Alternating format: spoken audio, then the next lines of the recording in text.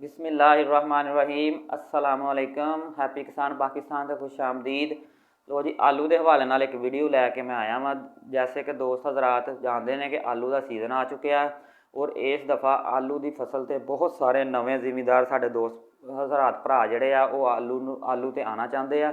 तो मैं अज गल करूँगा आलूआं दियां चिट्टियां वैरायटियां सफ़ेद अकसाम जड़ियाँ अच्छियां वैरायटियां हैगियां ने उन्हां ते मैं गल करांगा। उन्हां च सेंटा मुजीका और अल्वर स्टोन एक नवी वैरायटी आई है, बड़ी अच्छी वैरायटी है।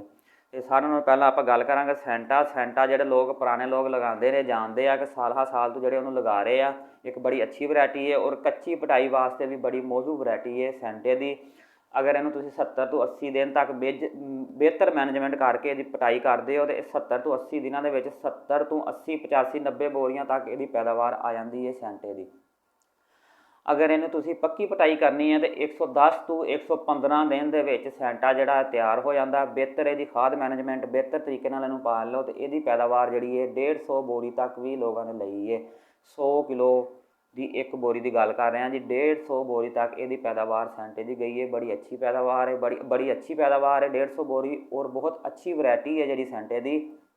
इनू तुसी अगर पक्की पटाई वास्ते लगाते हो तो इनू तुसी कराची लोड भी कर सकते हो, बड़े अच्छे रेट मिलते हैं कराची के। इनू तुसी ढेरी ला सकते हो, ढेरी च भी ये बड़े लंबे अरसे तक इनू अगर तुसी अच्छे तरीके ढेरी सायत रख के सांभ लो तो ये बड़े जून तक इनू तुसी खड़ सकते हो सेंटे की ढेरी। अगर तुसी स्टोर चल कर लो तो स्टोर के भी सेंटे की बड़ी वैल्यू रखता है, अच्छे तुहानू रेट मिल जाते हैं। तो सेंटा लाने वाले जोड़े हज़रात ने वो इनू सेंटे लगाओ। कुछ दोस्त कहते हैं जी सेंटा एक पुरानी वैरायटी हो गई है, इन्हें पैदावार नहीं देनी। अगर तुसी उन्हें बेहतर मैनेज कर लो तो सेंटे की 140 तो 150 बोरी तक पैदावार हजे भी आती है। हाँ जी, इस तो बाद मैं गल कराँगा जी मुजीका। बहुत सारे दोस्त हज़रात जानते हैं सफ़ेद आलू के मुजीका की एक बहुत अच्छी वैल्यू हैगी है। मुजीका की पैदावार जी है कुछ दोस्तों ने 200 बोरी तक भी ली है। आम यदि पैदावार जी 130 तो 160 बोरी तक यदि अक्सर पैदावार आ जाती है और 150 बोरी की जी आलू की पैदावार है उन्होंने एक बहुत अच्छी पैदावार गिनिया जाता। अगर तुहानू रेट मुनासिब भी मिलता है तो तुसी 150 बोरी की अगर एकड़ चू पैदावार हासिल करते हो तो तुसी ठीक ठाक मुनाफा जोड़ा एक एकड़ तुसी कमा लेंदे हो। अगर मैं मजीके की गल करा तो मजीका जी है ये 120 दिन तक 120 तो 125 दिन तक मजीका जोड़ा ये तैयार होंदा है।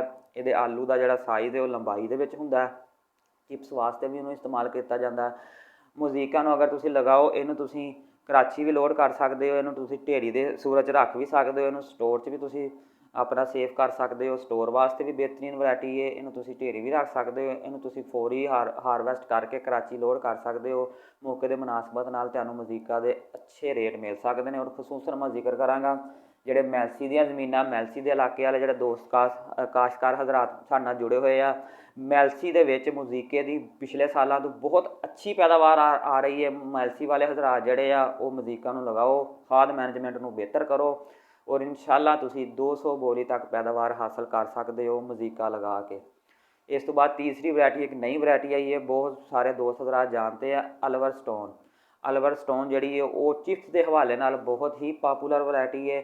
चिप्स के हवाले नाल इहदी अल्वर स्टोन की डिमांड जी बहुत ज़्यादा पैदावार इहदी जी है 150 बोरी तो प्लस अगर तुसी इहनूं बेहतर तरीके नाल मैनेज कर सकते हो करते हो तो 150 बोरी तो प्लस अल्वर स्टोन की पैदावार हैगी है। 120 दिन तक तकरीबन पक के तैयार हो जाता है। इन्हूं तुसी स्टोर च रखो। जोड़े दोस्तों ने स्टोर च रखा सी उन्होंने बेहतरीन रेट मिलता पाया इस टाइम उन्होंने अल्वर स्टोन का।